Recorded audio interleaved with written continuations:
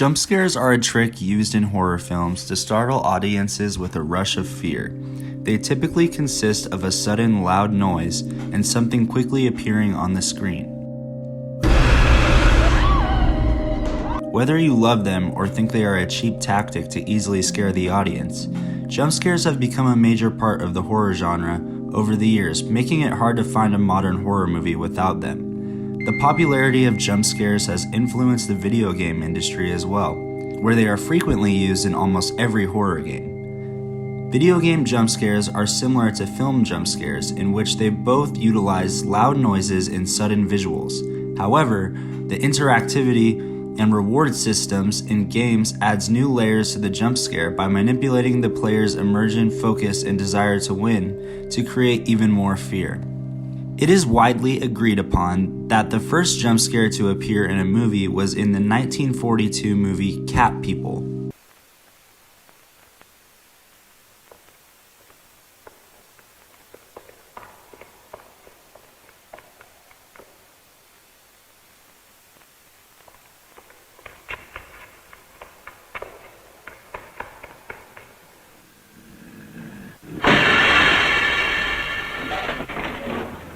This famous scene is known as the Luton Bus, named after the producer Val Luton. The dark atmosphere combined with the fear of the woman creates a feeling of danger for the viewer. This tension rises as the woman runs faster and faster, which then leads up to the final scare. The use of sound is really effective in this jump scare because before the bus arrives, the scene is relatively quiet besides the noise of the footsteps, which makes the loud noise of the bus stopping even more effective. Also, right before the scare, the bus makes a low-pitched sound that almost sounds like an animal growling. This further increases the tension while also capturing the audience's curiosity to make sure they are paying close attention right before they are scared. The fact that the bus comes from the right side of the screen also adds to the surprise since the woman keeps checking to the left. The tension and fear that the scene creates then diminishes as the audience realizes it is only a bus, which is not only harmless but offers the woman safety from whatever is following her.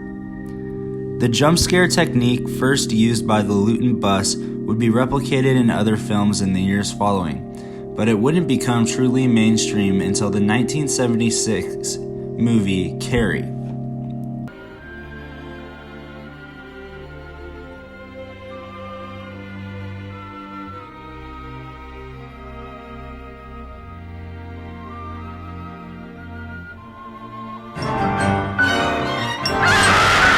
This jump scare utilizes both surprise and a sudden change in audio. Unlike the Luton Bus, however, this scene does not begin with rising tension. In fact, the music is very calming and even sad.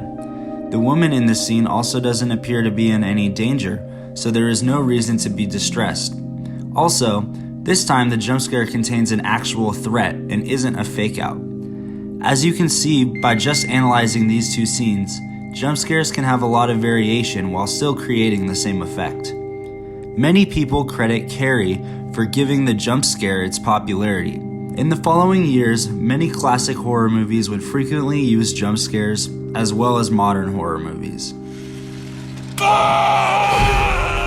It is believed that the first video game jump scare was in Rescue on Fractalus, made by Lucasfilm Games in 1985. The goal of the game is to fly a spaceship through the planet Fractalus, rescuing pilots on the ground.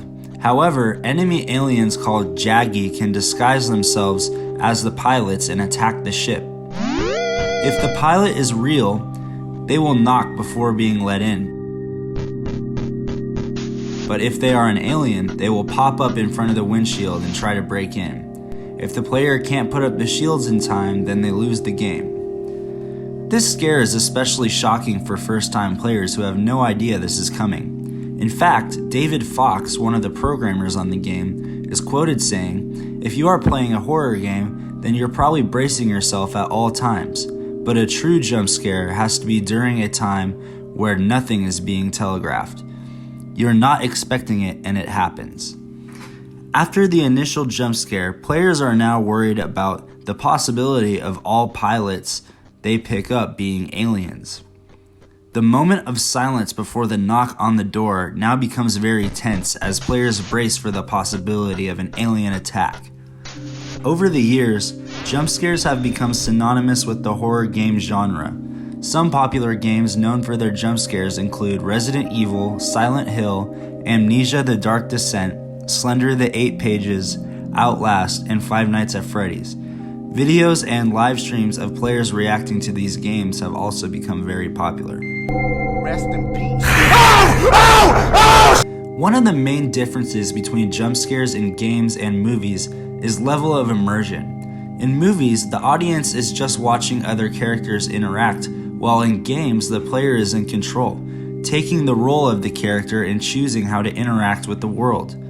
This creates a feeling of personal threat in games, so when a jump scare occurs, the player feels more like they themselves is in danger, rather than being worried for a separate character.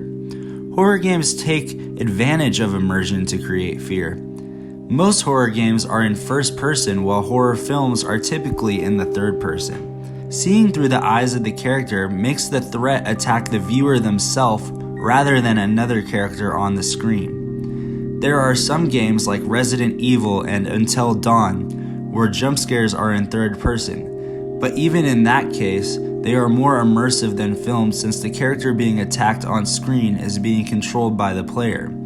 Therefore, the player can associate that character with themselves. Virtual reality games take immersion even further, allowing the player to feel like they are personally in the world.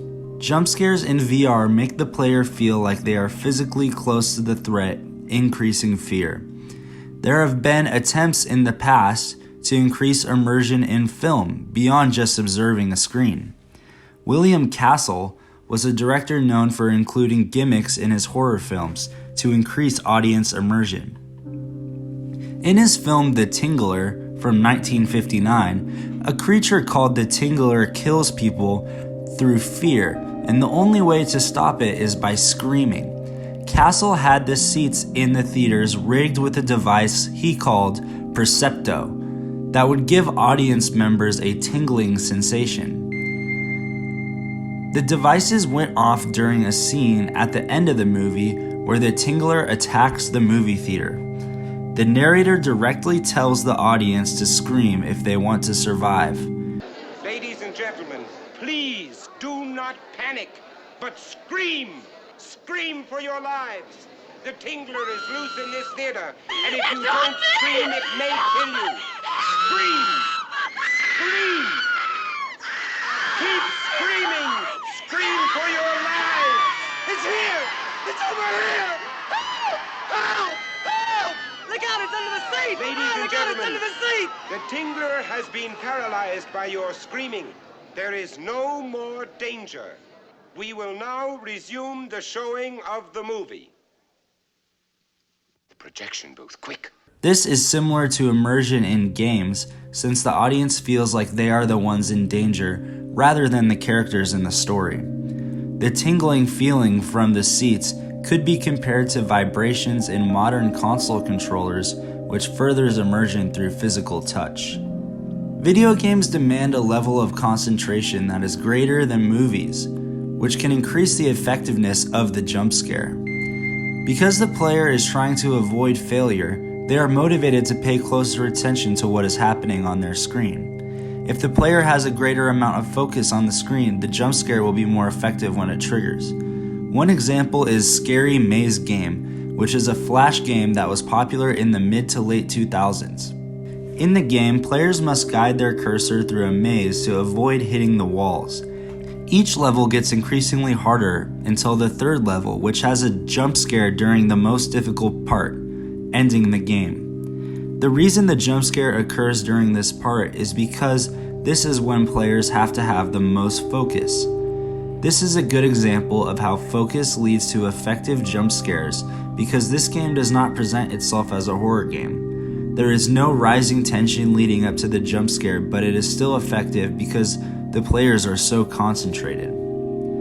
Another way games can demand focus is through sound. In Five Nights at Freddy's 4, players must listen closely to hear if there is a killer animatronic breathing outside their door. If the player turns on their flashlight, and there is one there, they will be jump scared and have to restart the level. The game demands players to focus on their hearing right before they are met with a loud jump scare.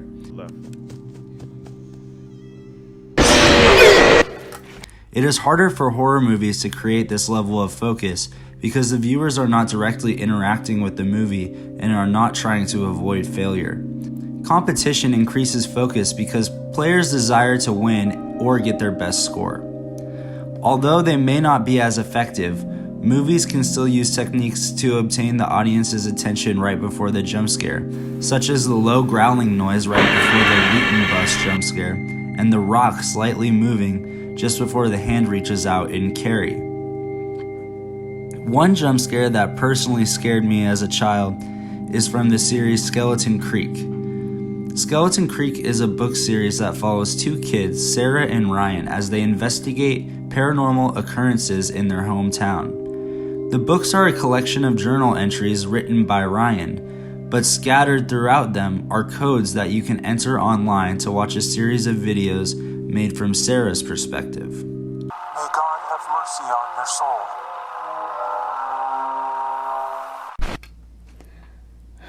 This guy is bizarre. And did you see the black crow on the wall? It gave me the chills. So that first position gives the location, right? 7 o'clock, 7th day, current month, 2 a.m. Now watch this next part. When the clock changes, if you lean in and watch really closely, you'll see what I mean.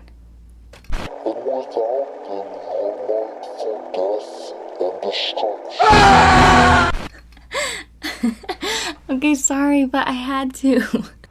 This is an example of how films can use focus to create jump scares without motivating the viewers by competition. Something about watching someone get scared is really entertaining.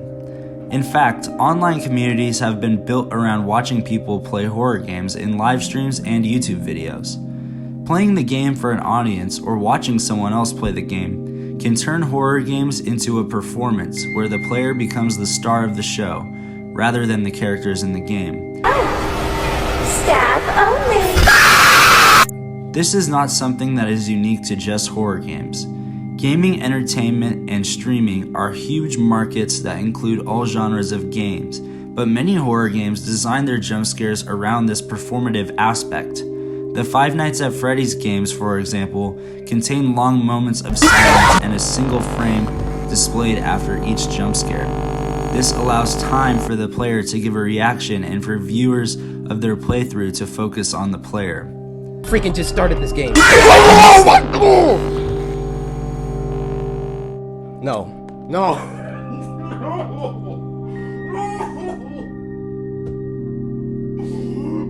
With horror movies, it is rare to watch someone react to them online, but this situation of turning the medium into a social experience is similar to watching a horror movie in a theater or with a group of friends, and experiencing the terror as a group.